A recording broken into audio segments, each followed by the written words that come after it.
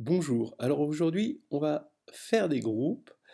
C'est pas tout à fait des groupes, disons que c'est le groupe S4, mais vu comme les permutations du mot IREM. Et oui, qui a 4 lettres. Et en même temps, c'est pour moi un petit peu la séquence nostalgie, puisque je vais vous montrer ma fiche de sixième quand j'étais petit, début des années 70, et vous verrez que c'est la fiche 11 prime. 11 prime, donc ça voulait dire que la fiche 11, bon, c'était en gros, je dirais à la louche, la huitième semaine quand on est en sixième, en maths, voilà, semaine 8. Prime, c'était la fiche supplémentaire. Alors évidemment, d'où bon, le côté surprenant qu'elle pourra avoir. C'était la fiche supplémentaire pour que ceux qui ont bien avancé sur la fiche 11 puissent ne pas s'ennuyer et travailler sur la fiche 11 prime. Voilà l'idée. Donc je vous rappelle, ou je vous dis un petit peu comment ça se passe. L'IREM crée des fiches qui s'appellent des fiches Galion. Et nous, ben, les élèves de sixième, on est face à des fiches. Le professeur dit pas grand-chose, tout est auto-inclus dans la fiche. On apprend des choses, donc on a une fiche 1, une fiche 2, une fiche 3, et on remplit la fiche, et le professeur passe, bon, il nous raconte deux, trois choses au tableau, mais c'est pas un cours magistral, c'est un cours où c'est nous qui remplissons des cases, et voilà. Alors pendant qu'on remplissait, le professeur passait dans les rangs pour voir si ça allait. Voilà, c'était en gros comme ça que ça se passait. Bon, ça peut paraître complètement fou, mais vous allez voir ce qu'on faisait sur les groupes. Voilà, alors allons-y. Donc on a un ensemble U, alors on savait dès le départ, hein, dès la première fiche, on sait ce que c'est qu'un ensemble, IREM, et un code S transforme le mot émir en le mot Rémi. Donc voilà, donc vous avez compris que E donne R, R donne I donne M donne E. Donc bon, bah, quand on a fait un petit peu des permutations, on reconnaît un cas de cycle. Un code T transforme le mot rime en le mot mire. Donc vous voyez que qu'est-ce qui se passe? On a R qui est envoyé sur M qui est envoyé sur R, et I et E qui sont invariants. Donc on a une transposition, hein, c'est un deux cycles. Les codes S et T définissent ainsi deux bijections, petit s et petit t. Vous remarquerez quand même que euh, on, on- on différencie le code et la bijection sur l'ensemble U. Donc, bon, quand on fait des mathématiques, on comprend que on est en train de regarder des permutations. Alors, un trace, alors vous voyez le petit tutoiement sympa, les schémas sagittaux des bijections S en rouge et T en jaune. Donc vous voyez, on commence par mettre du rouge là, puis il fallait remplir, hein, fallait remplir. Schéma sagittal, ça voulait dire, bon, on fait le dessin de la permutation, hein. R donne I, après il fallait mettre I donne M, voilà. Et donc on voyait arriver un cas de cycle à l'intérieur d'un carré, parce que en fait on est en train de, de, de travailler sur le carré quelque part, hein, vous allez le voir assez rapidement. Et là, en jaune, bah, fallait mettre une petite boucle à I, une petite boucle à E, et puis R donne M donne R, voilà. Donc ça, c'était le 1. 2.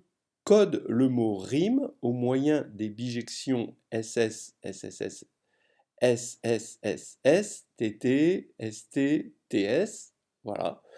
Bon, bah voilà, c'est du boulot, hein.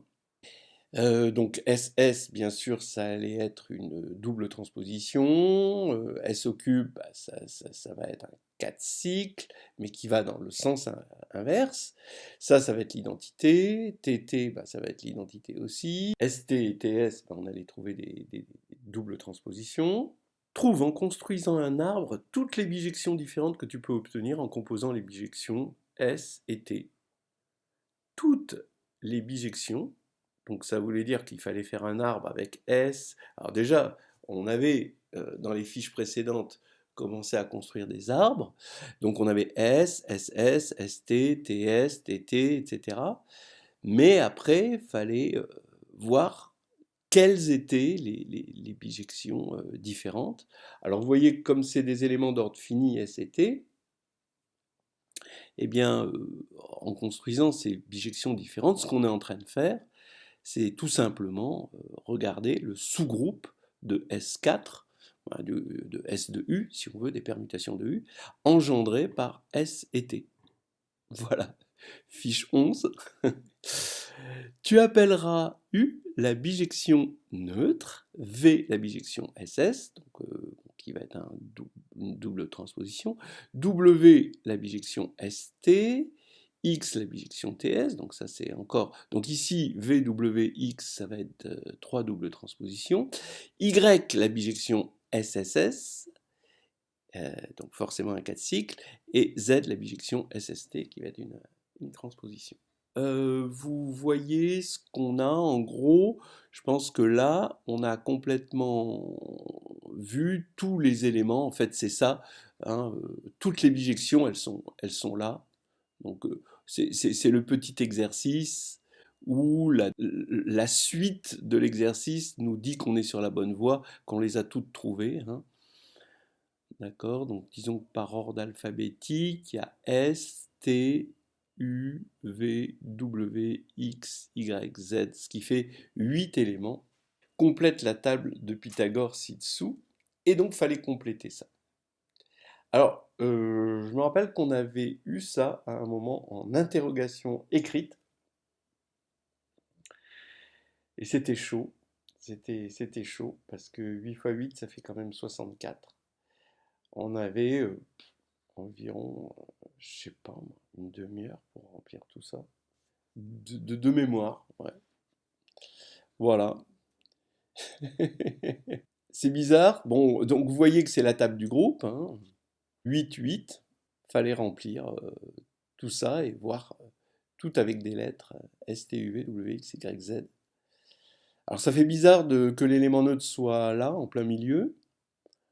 Ça fait bizarre aussi de pas avoir mis. Donc évidemment, hein, on aurait aimé, si on, avec les habitudes qu'on a nous, hein, on aurait aimé avoir l'élément neutre à gauche ici et l'élément neutre en haut. Et aussi le sous-groupe engendré par les 4 cycles, donc le sous-groupe distingué ici, là, pour voir arriver ce sous-groupe-là, sa classe, l'autre classe modulo ce sous-groupe, l'autre classe et le sous-groupe pour voir des groupes distingués en quelque sorte, hein. On a une table de groupe qui est dans la table de groupe. Ici, on aurait, je dirais que quand on quotiente par le groupe, si on avait mis les choses comme ça, on aurait 0, 1, 1, 0 globalement, ce qui est vraiment le groupe distingué. Mais bon, là, ils n'ont pas poussé le bouchon. Regardez les autres questions. Cette composition de bijection est-elle commutative? Bon, bah, il fallait montrer que donc la commutativité, on la voyait dans la symétrie par rapport à cette diagonale principale. Et bon, ça, on savait faire ça. Dresse le tableau des symétriques. Voilà, que les sont symétriques. On se doute que S sont symétriques, ça va être lui, là. Comment il s'appelle? Y. Voilà. T ben, sont symétriques, ça va être T. U sont symétriques, ça va être U, etc. Et quand même, regardez, quelles sont les solutions des équations suivantes. Donc, vous voyez, on a grand X. Donc, non seulement on faisait des équations, mais des équations dans un groupe. Alors, bien sûr, ça veut dire quoi? Ça veut dire qu'on regarde la ligne de V, On regarde quand c'est ce qu'on va avoir, on va trouver U, et on va remonter pour voir qui est X, voilà, etc., etc. Et là, la dernière, c'est chaud, quoi. Il y a XX, c'est une équation du second degré dans un groupe huitième semaine en sixième. Ils sont mignons. Voilà. Bon, alors, on peut aussi maintenant faire quelques petites réflexions intéressantes qui ont du recul par rapport à un élève de sixième, même de l'époque. On a en fait ce que veut nous faire la fiche, faire faire la fiche, c'est trouver le 2 silos, un 2 silos de S4. Vous voyez qu'il est d'ordre 8, un sous-groupe d'ordre 8, S4 est d'ordre 24, donc 8 c'est la puissance de 2 maximale dans 24, qui divise 24, et donc c'est le 2 silos. De quoi est constitué ce 2 silos? Eh bien, il est constitué, tous les 2 silos sont conjugués, donc ils sont tous constitués de mêmes éléments dans la classe de conjugaison, disons. Donc il est constitué, on a vu, d'un élément neutre, 3 doubles transpositions.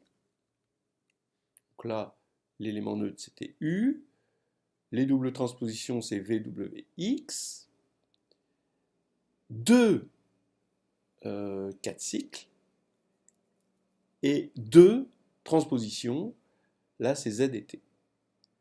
Voilà. Alors c'est un peu normal, hein, comment on va trouver le nombre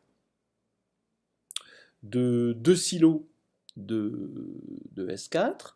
Alors, il y en a combien des 2 silos? Eh bien, il n'y en a pas un, sinon il serait distingué. Les sous-groupes distingués de S4, c'est le groupe de Klein, hein, donc les constitués du neutre et des 3 doubles transpositions. Et puis sinon, c'est A4, hein, qui est d'ordre 12. Voilà. Alors, vous voyez bien que ça ne va pas être 1. Et puis après, il faut trouver un nombre impair, donc congru à 1 modulo 2, qui divise 24 et qui soit raisonnable. Bah, ça va être 3, parce que ça ne peut pas être 5, ça ne peut pas être 7, ça ne peut pas être 9, ça ne peut pas être 11, ça ne peut pas être 13, etc. etc. Bon, voilà, donc après c'est fini. Donc c'est 3, voilà.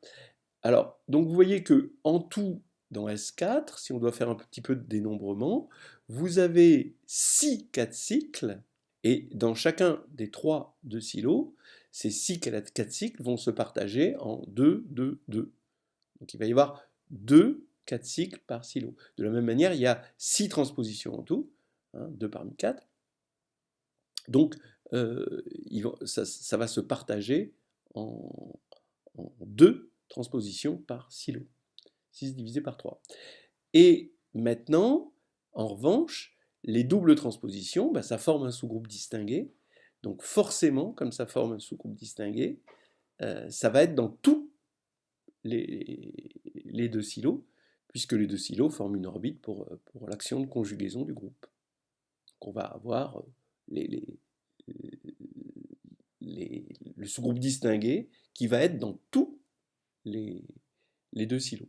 Voilà notre petite réflexion personnelle.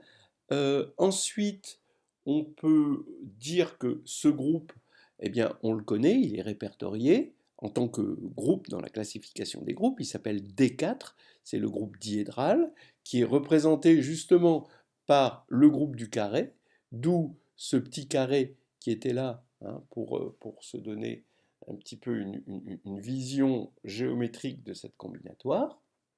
Les transpositions, donc c'est le groupe des isométries du carré. Donc évidemment, vous avez l'élément neutre, vous avez les rotations. Donc parmi les rotations, bah, on les voit, il y a 7 rotations dans ce sens-là. Vous avez la rotation inverse dans l'autre sens. Et vous avez la rotation au carré qui va donner une double transposition. Une double transposition, ça veut dire que ça va envoyer R sur M et I sur E. Donc en fait, c'est une symétrie centrale. Voilà, une rotation d'angle π. Maintenant, vous avez les symétries, et vous avez deux symétries par rapport aux diagonales, donc elles vont avoir deux points fixes, donc ça va être des transpositions, et vous avez les deux symétries par rapport à des bimédianes qui vont donner les deux autres doubles transpositions, parce qu'on avait déjà une double transposition réalisée par une symétrie centrale. Voilà, donc inutile de vous dire que c'était l'âge d'or de l'IREM, hein, qui avait réussi à faire une extraordinaire liste de fiches pour que l'élève puisse, dans l'idéal, en tout cas c'était un bel essai, être autonome, hein, et dans cette autonomie développer des maths modernes qui étaient, bon, qui allaient probablement créer une génération de jeunes mathématiciens, informaticiens, et des gens qui savent réfléchir plus généralement, qui savent se structurer. Ça commençait, je vous le disais, par la théorie des ensembles, et tout de suite on avait les quantificateurs, c'est-à-dire que dès la fiche 2 et 3, on avait les quels que soit, il existe, le complémentaire, la réunion,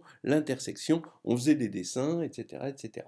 Je vous laisse imaginer que, que les parents, eh ben, ils étaient complètement largués, ce qui avait tout de même l'avantage de redistribuer les cartes, en quelque sorte, hein, dans la transmission du savoir.